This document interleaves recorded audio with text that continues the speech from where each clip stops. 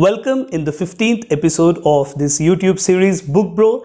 It's a series dedicated for book appreciation and for book reviews and basically to feel the aroma of the books as our viewers literally felt it in the last episode. In the 14th episode, we discussed rain literature and the poems and the songs and the music associated with the rains. And this 15th episode, you might consider as an antidote of that poetic value. It's unpoetic because the subject is money, but which is close to the hearts of many, I must say. And the name of the book is The Psychology of Money by a very popular writer whose name is Morgan Housel. Morgan Housel's book is very interesting read. I liked it indeed, and I thought to come up with an episode on it as well, because literature is not only about the poetry, and it's also about the vast content of information and how the writer discloses the information or disseminates the information. This peculiar book is a great book in my opinion for two reasons. Because it tries to bridge the gap between the core human values and the mathematical finance.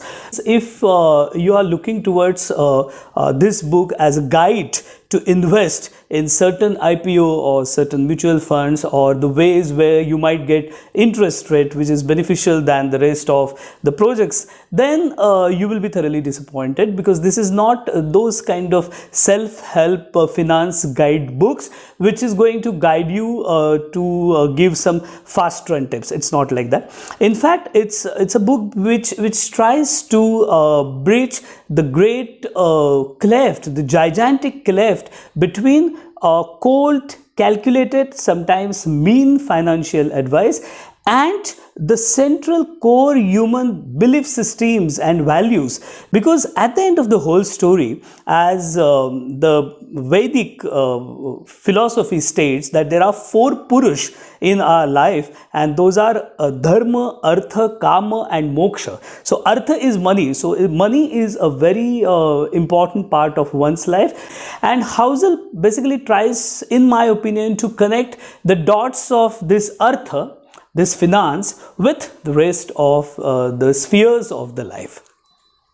So there are 20 chapters in this peculiar book which are basically advices by the writer, and he has very succinctly, very neatly come up with each chapter, giving some real life illustrations, some anecdotes, some stories, and towards the end there is a chapter where he submits all the points. Let me just go through few advices by him which I liked and which I am feeling like sharing with you. So the first very important aspect which he deals with is less ego, more wealth. Now this is very important, because usually what we think, that what is savings? It's basically your income minus your expenses. That's your savings. But no, he in a way tells you that income minus your ego is your saving. So he writes that saving money is the gap between your ego and your income, and wealth is what you don't see.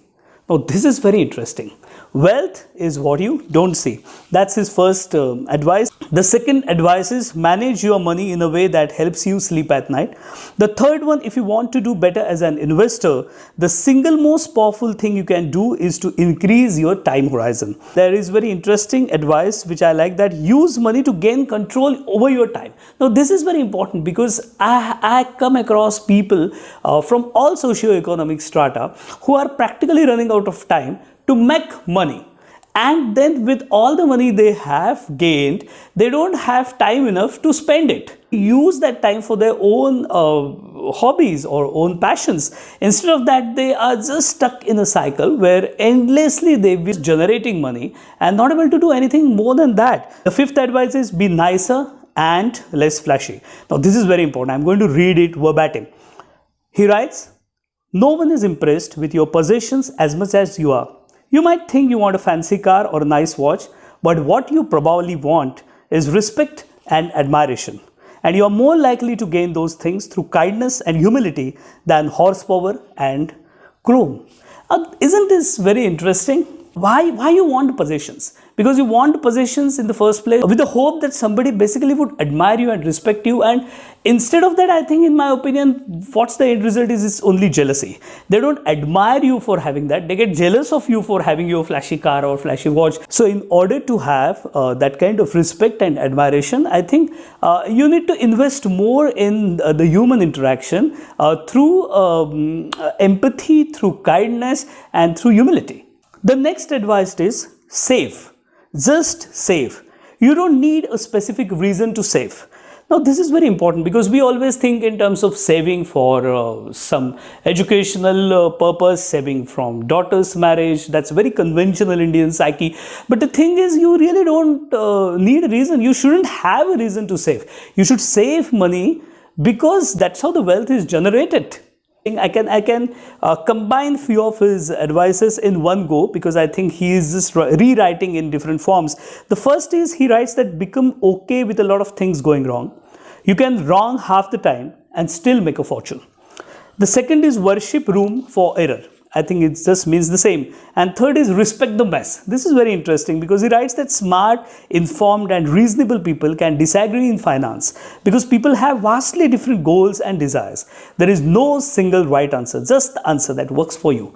Now, this is very interesting advice that at the end of the whole story, that the whole finance, it's not only a gamble, but at the same time, it's not a science either ways. It's a kind of a melange of arts and science where a lot of unpredictable factors can come in the future, and your prediction may collapse at times. You should be ready for the errors which you will commit. Eventually, you should be ready for some regrets which you might have with regards to your investments. And all in all, you should be happy even with those regrets because that's a part of the process. That's what at least I felt after reading Morgan Housel's very interesting book, The Psychology of Money.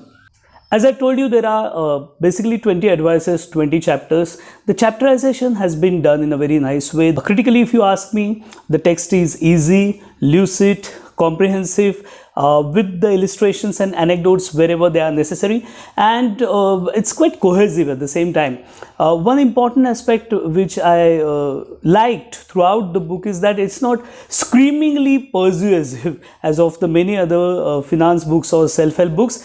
In fact, the overall tone of the book is rather friendly. And it's not dictatorial because unfortunately that has also become a kind of fashion these days to be really bossy as an author and to preach your herd, which are readers, but that isn't the case in this peculiar book. And it's very easy because I am not a person from the finance background at all. I am, as you all know, I am basically by education I am a dentist, and then I have done my masters in English literature, and I am known as an author and singer and music composer. So the thing is, finance is not something which I am related to either academically or even practically for that matter. But the thing is, still, for me, it was extremely easy read. There is no jargon of terminology. There is nothing which will prevent the readers not having the knowledge of the investment also to go through this peculiar text. If you ask me to cherry pick, then I would go for the chapter 9, which is wealth is what you don't see. And as I'm just loving the kind of the way with which Housel writes. He writes, spending money to show people how much money you have is the fastest way to have less money. Now that's very, very deep as well as interesting kind of statement, and I think it talks about not only the finance but about the morality, about the ethics, about the sociology, about the basic desires and the aspirations and the dreams as well, and about the self-discipline, the self-constraints, as well as about the dedication which a person might need if he really wished to become wealthy. Because as Housel states, he writes, I quote, we should be careful to define the difference between wealthy and rich. It is more than semantics. Not knowing the difference is a source of countless poor money decisions. Now, this is very interesting. What he writes is rich is a current income. So like, if for example, if someone is showing you a flashy watch, or if someone is staying in a big house, then obviously he or she is rich, because but that does mean that that bank has approved a loan for it, and that also speaks volumes. So he or she is rich. But then there is a difference between being rich and being wealthy. So what Housel states, that he writes, but wealth is hidden. It is income not spent. So wealth is an option, not yet taken, to buy something later. And then he gives a very interesting analogy of exercise and diet. He writes, so exercise is like being rich. You think I did the work and I now deserve to treat myself to a big meal. Wealth is turning down that treadmill and actually burning net calories. It's hard and it requires self-control. So I really appreciate that whatever I have read about finance, no one really talks about the self-constraint, the dedication, the discipline which you need. It's not only the mathematical discipline, it's about the discipline of your mind, and it's about your ability to understand that if you're going to spend recklessly, then the money won't be with you. So this is it. This is what I liked most about this peculiar book. Next time we would go through some fiction, some poetic book again.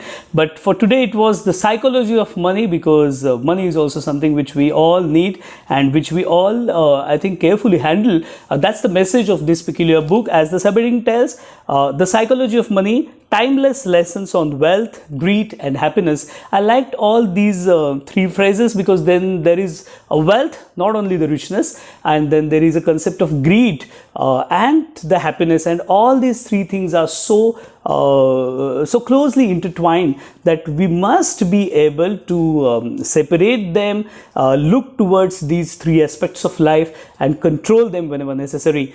Thank you for being with me for the whole episode. I hope you have subscribed for this channel, Ashu's Tune. As you all know that usually I take 2 to 3 Marathi books followed by 1 English book. So few episodes will be in Marathi, few might be bilingual, few might be just an English episode, just like how it is there today. Thanks once again, and thank you Morgan Housel. He made my rainy weekday.